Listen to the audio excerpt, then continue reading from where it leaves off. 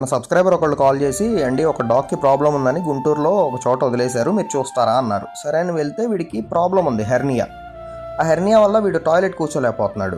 వీడికి సర్జరీ చేయిద్దామని చెప్పి గుంటూరులో హాస్పిటల్కి తీసుకెళ్తే ప్రాబ్లం సివియర్గా ఉంది, గుంటూరులో అవ్వదు, విజయవాడ తీసుకెళ్ళండి అన్నారు. అక్కడికి తీసుకెళ్తే పాపం అక్కడ కూడా ట్రై చేస్తున్నాడు.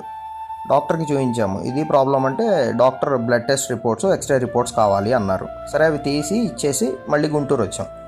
వీడు దారిలో ఎక్కడ ఆపితే అక్కడ పాపం కూర్చోడానికి ట్రై చేస్తున్నాడు. ఏమన్నా అడ్డుగా ఉందేమో అని గ్లౌస్ వేసుకొని తీసే ట్రై కూడా చేసాము. ఆపరేషన్ డేట్ వచ్చింది. వీడిని ముందే షెల్టర్ ఒకటి మాట్లాడాము సర్జరీ తర్వాత జాయిన్ చేయడానికి, అది కన్ఫర్మ్ చేసుకుందామని అక్కడున్న డాగ్స్ కోసం మిల్క్ బిస్కెట్స్ తీసుకొని వెళ్ళాం. అయితే వాళ్ళు ఈవినింగ్ 5కి కాల్ చేస్తా అన్నారు. సర్జరీ స్టార్ట్ అయిపోయింది, వీడికి ఎనస్థీషియా ఇచ్చేసారు, వీడు డౌన్ అయిపోయాడు. షెల్టర్ నుంచి నాకు కాల్ రాలేదు. సరే నేను కాల్ చేశాను, ఏంటండి అని అంటే, మేము జాయిన్ చేసుకోమండి అన్నారు. నాకు మైండ్ బ్లాక్ అయింది. ఇంకొక షెల్టర్తో మాట్లాడాను, వాళ్ళు కూడా మేము జాయిన్ చేసుకోము, క్రిటికల్ కేసు అన్నారు. ఇంకా నాకేం అర్థం కావట్లేదు. సర్జరీ తర్వాత వీడు బయటకు వస్తాడు, ఎక్కడికి తీసుకెళ్ళాలి? 3 hours తర్వాత వీడిని బయటికి తీసుకొచ్చారు. ఎవరికి హ్యాండ్ ఇచ్చినా నాకు నేను హ్యాండ్ ఇచ్చుకోలేను కదా. ఏదైతే అదైందని చెప్పి నైట్ 11:30 అయింది, బయలుదేరి మా ఇంటికి వచ్చేసాం. నేను తీసుకొచ్చి ఇంట్లో పెట్టాను. పొద్దున్నే లేచాడు. లేచాక పాలు ఇవ్వమన్నారు, పాలు తాగాడు, బాగానే ఉన్నాడు.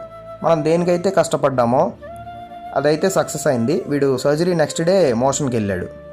తర్వాత ఇది 4th, డేట్ 4th వీడు కష్టపడి వెళ్తున్నాడు. షెల్టర్ వాళ్ళు వద్దంటే ఏమైంది, మన ఇంట్లో కాళ్ళు ఎత్తుకొని పడుకున్నాడు.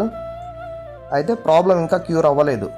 ఈ గడ్డ ఉంది కదా, దీనికి సర్జరీ చేయాలి. మళ్ళీ వెనకాల ఈ పార్ట్ ఉంది కదా, ఇక్కడ మళ్ళీ సర్జరీ చేయాలి. అది 10 days తర్వాత. సర్జరీలు నేనే చేయిస్తాను. వీడిని వదిలేసిన వాళ్ళు పాపం వీడిని ఇంటికి తీసుకెళ్లే ఆలోచన అయితే చేయండి ఒకసారి.